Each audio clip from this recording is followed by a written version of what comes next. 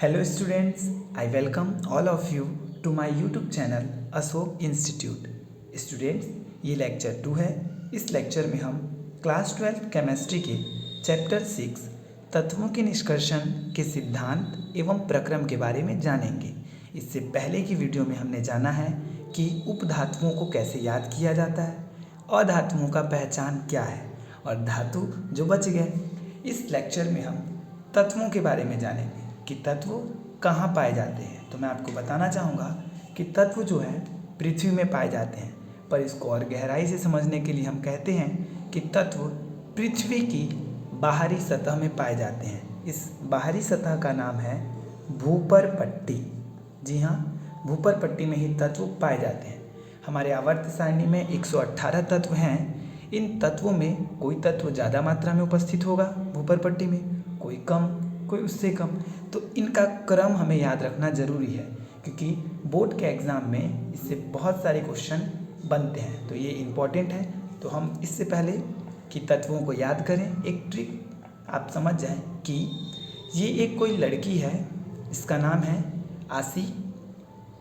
इसे हम कुछ सामान दे रहे हैं और हम वो सामान दे रहे हैं, उसका नाम है मैगी। ये एक लड़की है आसी, ये हम हैं और हम इसको मैगी दे रहे हैं, तो हम उसे कहेंगे क्या? आसी एलो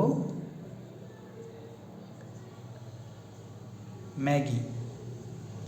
तो स्टूडेंट्स, हम आसी को मैगी दे रहे हैं और उससे कह रहे हैं क्या? आसी एलो मैगी। आपको याद क्या रखना है? आ से ऑक्सीजन, सी से सिलिकॉन, ए से एल्यूमिनियम, लो से लोहा और मैगी से मैग्नीशियम।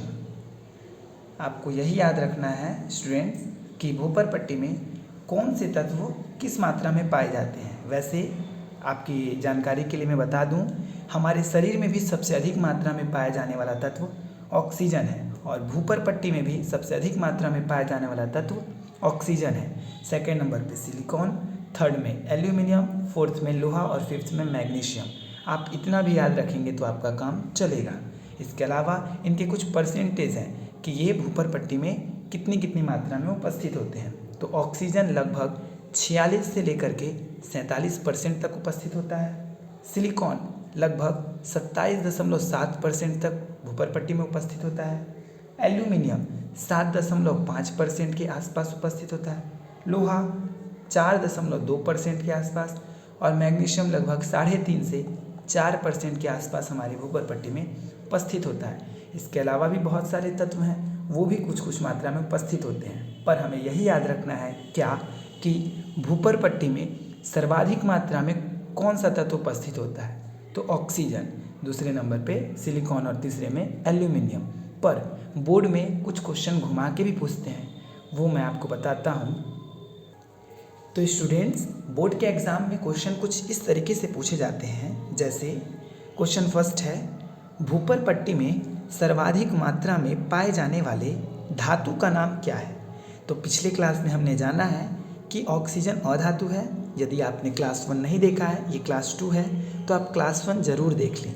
तो हमें पता है कि ऑक्सीजन अधातु है, सिलिकॉन उपधातु है और जो बच गए एल्यूमिनियम, लोहा और मैग्नीशियम ये धातु हैं।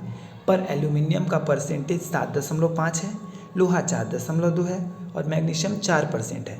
अतः क्वेश्चन के अकॉर्डिंग जो धातु सबसे अधिक मात्रा में पाया जाता है भूपर पट्टी में, उसका आंसर होगा एल्यूमिनियम। तो क्वेश्चन फर्स्ट का आंसर है एल्यूमिनियम। सेकेंड क्वेश्चन बोलता है हमें, भूपर पट्टी में सर्वाधिक मात्रा में पाए जाने वाले अधातु का नाम क्या है? तो अधातु ऑक्सीजन ही होता है और इसका परसेंट भी ज़्यादा है, इसलिए इस क्वेश्चन का आंसर हो जाएगा ऑक्सीजन। क्वेश्चन थर्ड अकॉर्डिंग चलना होगा हमको ऑप्शन के। क्वेश्चन क्या कहता है, निम्न में कौन सा तत्व भूपर पट्टी में सर्वाधिक मात्रा में पाया जाता है? Option A carbon, silicon, iron या नाइट्रोजन। अगर क्वेश्चन में वायुमंडल होता तो हमारा आंसर नाइट्रोजन होता, क्योंकि वायुमंडल में नाइट्रोजन सबसे अधिक मात्रा में पाया जाता है। परंतु भूपर पट्टी में हमको पता है कार्बन के बारे में मैंने डिस्कस नहीं किया है, यानी कार्बन का परसेंटेज कम होगा, और सिलिकॉन का 27.7%, आयरन का लगभग 4.2% और नाइट्रोजन के बारे में मैंने चर्चा नहीं किया है। अतः ऑप्शन के अकॉर्डिंग सही आंसर होगा सिलिकॉन। स्टूडेंट्स, एक छोटा सा टॉपिक है कि पृथ्वी की बाहरी सतह अर्थात भूपर पट्टी में जो तत्व पाए जाते हैं वो किन रूपों में पाए जाते हैं। पहला होता है मुक्त अवस्था और दूसरा होता है संयुक्त अवस्था।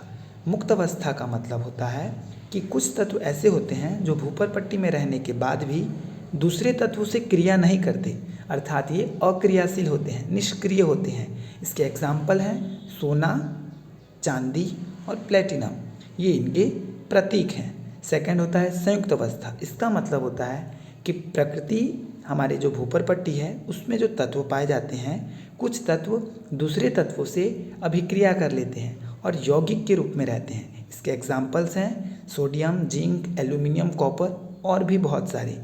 कॉपर दोनों अवस्था में भी पाया जाता है।